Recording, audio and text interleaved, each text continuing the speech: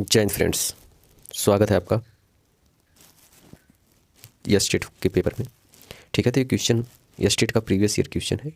देख लीजिए, subject name math 4 तारीख को हुआ था 2023 में। ठीक है, और ये माध्यमिक मैथ शिफ्ट 1 का पेपर है, क्वेश्चन पेपर है। चलिए एक बार हम लोग इसको देखते हैं कैसे क्वेश्चन आए थे। ठीक है, सोल्यूशन अभी नहीं कराया जाएगा। सोल्यूशन पहले हम आप लोगों को एक सरसरी निगाह में PDF दिखा देते हैं इसका कि आया कहाँ से क्वेश्चन, क्या क्या आया था। ठीक है, तो चलिए सबसे पहला क्वेश्चन देखते हैं। पहला क्वेश्चन हमारा कह रहा है निम्नलिखित कौन अपरिमेय नहीं है। तो अपरिमेय नहीं है कौन, इसमें से हमको ढूंढना है। ठीक है, √15 तो अपरिमेय है, √11 भी है। अगर ये √9 और √16 को कर देंगे तो यहाँ से क्या हो जाएगा, ये हमारा 3 और 4 हो जाएगा। ठीक है, 3 × 4 बराबर 12 हो जाएगा हमारा। तो ये तो देखिए अपरिमेय नहीं है और ये भी अपरिमेय है, तो option number B is right. ठीक है, अगला क्वेश्चन कह रहा है कि 29/343 का दशमलव प्रसार होगा। शांत, अशांत, अशांत, अनावर्ती, इनमें से कोई नहीं। तो इसका राइट आंसर हमारा अशांत आवर्ती हो जाता है।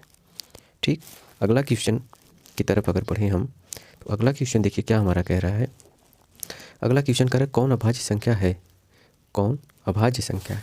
अभाज्य का मतलब जो खुद से कटे और 1 से कटे। तो 15 देखो 1 से कटेगा, 5 से कटेगा, 3 से कटेगा, 12 4 से कटेगा, 2 से कटेगा, 3 से कटेगा। 75 का भी वही हाल है। और 23 एक ऐसा नंबर है जो हमारा 23 से कटेगा और 1 से कटेगा। तो आंसर राइट आंसर हमारा 23 हो जाएगा। ठीक है, देखो ट्रिक करो, ऐसे क्वेश्चन आए थे। अगला क्वेश्चन हमारा है किसी पूर्णांक संख्या p के लिए विषम संख्या का रूप है। चलिए ठीक है, कोई हम संख्या p ले रहे हैं, कह रहे हैं क्या है, विषम है। तो अगर इसमें 2 का गुणा कर दें और 1 जोड़ दें तो क्या आ जाएगा, सम आ जाएगा। और फिर अगर इसी विषम संख्या में मान लीजिए 3 ले लिए, 3 विषम संख्या है, 3 × 2 करेंगे, 3 दूना 6 + 1 7 आ रहा है।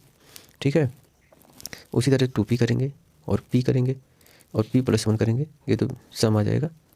ठीक है, ये 2p + 1 भी हो सकता है। अगर हम 5 ले लें, 5 दूना 10, 1 11, 7 दूना 14, 1 15, ये भी विषम संख्या का रूप है, लेकिन इन्होंने p को कहा है। ठीक है, p राइट आंसर हमारा हो जाएगा।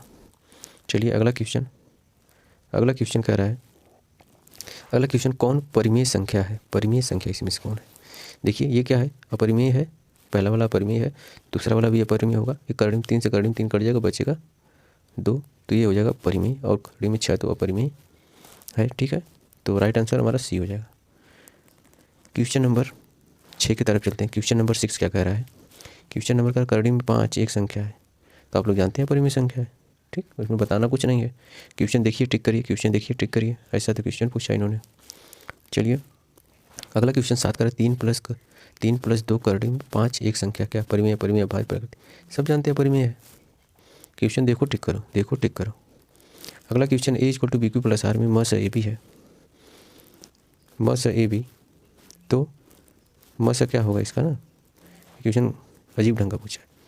तो म से B और R हो जाएगा कि राइट आंसर B। ठीक, अगला क्वेश्चन ल से म से का देखिए क्वेश्चन है, ये 3 ठो संख्या दे दिया है, कर ल से निकालता भैया म से निकालता, और दोनों का अनुपात ले ला, तो कौन नहीं कर देगा ये क्वेश्चन। तो ये आसान क्वेश्चन, देखिए टिक करिए।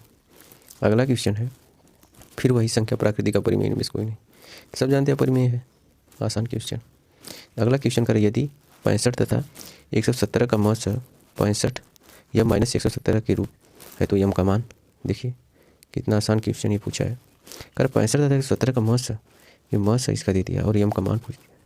ठीक है, तो इसका म से पहले देखेंगे क्या होगा, फिर उसके बाद यम का मान हम तो कह रहे हैं कि यम से इसी में से एक चूज कर लीजिए वाई ऑप्शन से। अगर यम की जगह 2 हम रख दें तो 65 × 65 दूना 2.5 120 हो जाएगा, 120 और 130, 130 में से 117 घटा देंगे तो 65 और 117 का लस आ जाएगा। ठीक, ऑप्शन से भी कुछ क्वेश्चन करे जा सकते हैं। अगला क्वेश्चन 12वां कह रहा है कि n के किस मान पर संख्या 4n शून्य होगा। तो इसका राइट आंसर कोई ऐसी संख्या नहीं है, कोई ऐसी संख्या नहीं है, कोई ऐसी संख्या n नहीं होगी। ठीक, अगला क्वेश्चन म से पूछा भैया, म से कौन नहीं बता देगा इसका, म से निकालिए, इसका म से निकाल लीजिए, जो होगा राइट आंसर। फिर देखिए क्या कह रहा है, बहुपद का क्वेश्चन आ गया, बहुपद का क्वेश्चन आ गया। कौन बहुपद है बताइए, कौन सा बहुपद है, ये है बहुपद, इसमें देखिए बटे में आ जा रहा है। और फिर आता है 3x² plus 2 root x, x² plus 3 root x. तो बहुपद हमारा राइट आंसर बी का इन्होंने चूज किया। ठीक, फिर आगे अगला क्वेश्चन 14 के बाद 15 लेंगे। 15 कह रहा है निम्नलिखित में त्रिघात बहुपद का व्यापक रूप कौन सा है। ठीक है, व्यापक रूप निकालना त्रिघात बहुपद, 3 घात वाला। तो 3 घात वाला देखिए आसान यही है, ax³ plus bx² plus cx plus d, ये त्रिघात होता है। द्विघात पूछता है तो पहला हो जाता है, 4 घात पूछता है तो डी हो जाता है। क्वेश्चन नंबर 16 का कह रहा है बहुपद 4x² माइनस 3 के शून्यक। इसके शून्यक कैसे निकालेंगे, एक क्या कह रहा है इसका शून्यक क्या होगा, मतलब इसको संतुष्ट कौन करेगा, वही ऑप्शन हमको लिख देना है। तो ये करीब 3/2 और माइनस करीब 3/2 बराबर 0 होना चाहिए। क्वेश्चन देखिए कुछ उल्टा पलटा, कुछ क्वेश्चन इसमें मिस प्रिंटिंग है। ठीक है, तो जो क्वेश्चन मिस प्रिंटिंग रहेंगे वो नहीं हो पाएंगे सही से। चलिए आगे क्वेश्चन, अगला क्वेश्चन 17। देखिए जिस समीकरण युग में लेखा चित्र एक दूसरे के समांतर उसे कहते हैं विरोधी।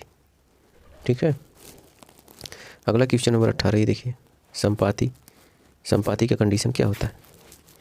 चलिए कोई बताए संपाति की कंडीशन, कमेंट करिए। संपाति मतलब समांतर है एक दूसरे के।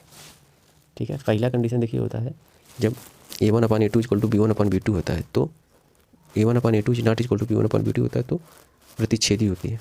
ठीक, फिर आता है हमारा अगर a1/a2 = b1/b2 = c1/c2 होता है तो संपाति होती है।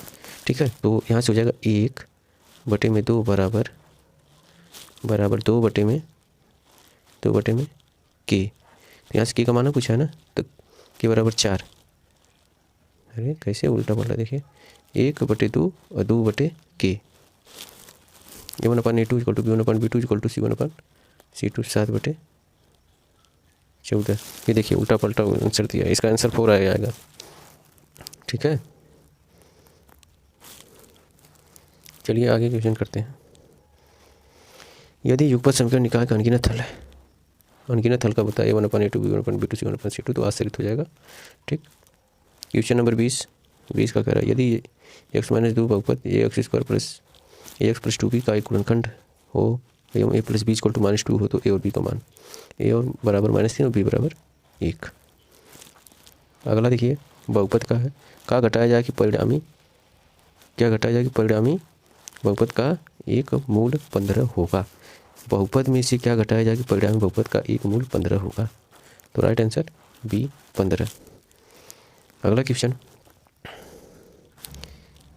के किस मान के लिए कोई हल नहीं होगा, कोई हल नहीं हो कब होता है, a1/, प्रतिच्छेदी में देखिए एक हल होता है और संपाति में a1/a2 = b1/b2 = c1/c2 संपाति में आने का हल हो जाता है, और a1/a2 = b1/b2 but not = c1/c2 होता है तो कोई हल नहीं होता है। ठीक है, तो ये वहीं से लगेगा। ठीक, तो इसका राइट आंसर 10 है, तो 10 मारिए, आगे बढ़िए। चलिए अगला क्वेश्चन, का एक 0 है तो के का मान को उठा के रख दीजिए तो उसी में आ जाएगा के का मान, और ये बराबर 0, बहुत मिस प्रिंटिंग क्वेश्चन दिया, बराबर 0 रहेगा तब। ठीक है, तो के बराबर हमारा आ जाएगा यहाँ से 6। ठीक, देखिए यहाँ पे क्वेश्चन दिया 2 समीकरण रेखा में आलेखी प्रतिच्छेदी होंगे, प्रतिच्छेदी कब होगा, जब एक हल होगा। एक हल देखिए लिखा है, एक हल राइट आंसर। ठीक, अगला क्वेश्चन कह रहा है यदि 2x + by बराबर 8 ax - 3y बराबर -4 का हल x बराबर 1 y बराबर 2 तो a b का मान ज्ञात कीजिए।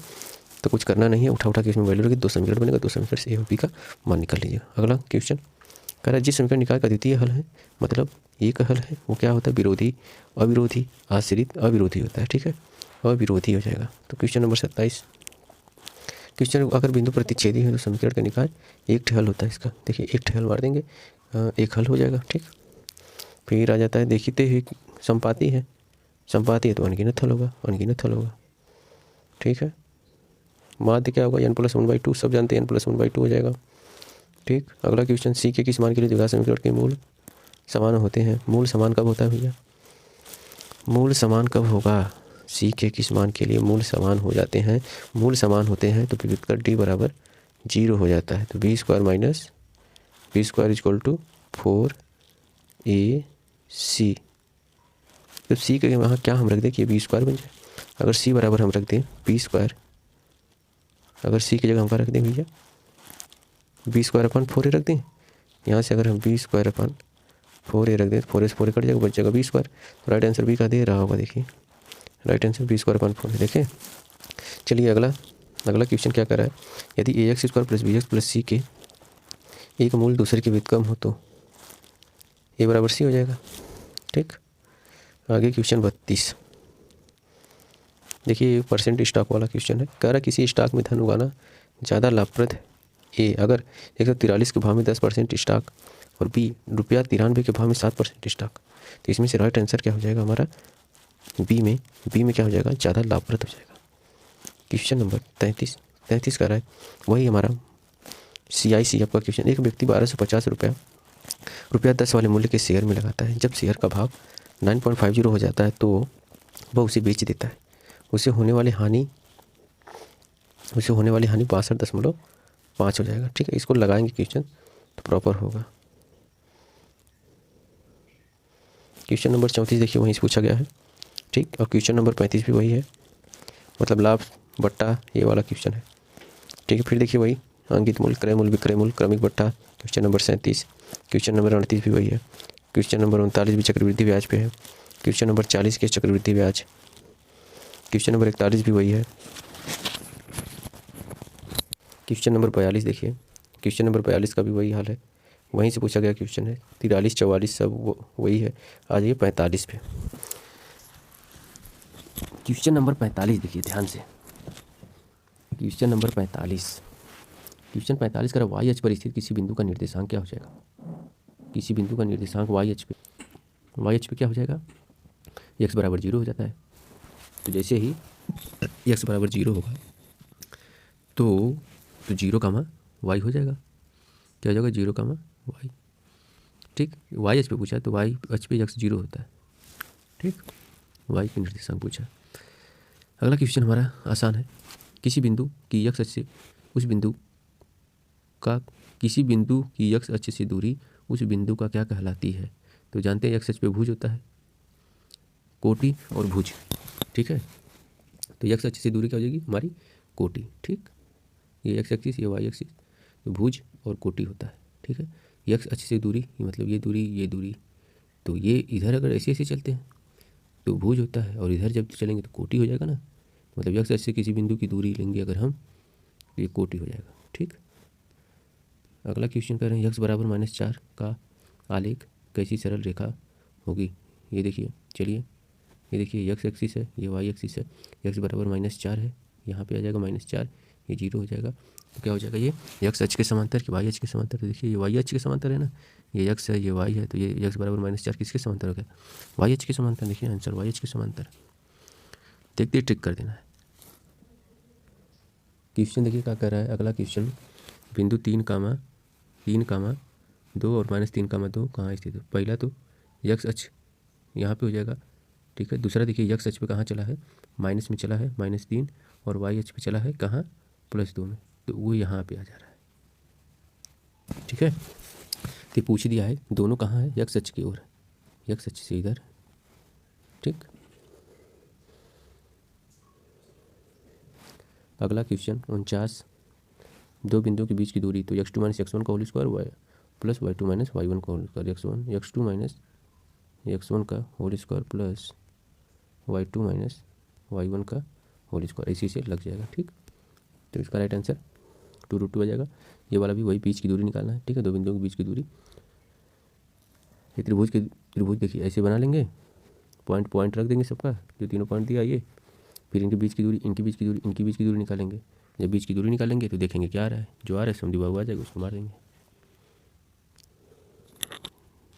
अगला क्वेश्चन का, यदि वृत्त के व्यास के सिरे को निर्देशांक -4, 2 और 8, 6 है तो केंद्रक का निर्देशांक। यदि वृत्त के व्यास मतलब देखिए, अगर हम एक वृत्त बना रहे हैं और एक इसका व्यास बना दे रहे हैं, ठीक, और एक पॉइंट ये दिया है और एक पॉइंट ये दिया है, तो इस पॉइंट से इसके ये पूछा है तो क्या करते हैं, x1 + x2/2, y1 + y2/2 2 यही निर्देशांक हो जाएगा। ठीक है, मतलब -4 और 8 को जोड़ के आधा कर देंगे और 2 और 4 को जोड़ के आधा कर देंगे। तो राइट आंसर 2,4। चलिए इतना क्वेश्चन, बाकी 53 से नेक्स्ट वीडियो में बना देंगे। ठीक है, चलिए ठीक है, धन्यवाद।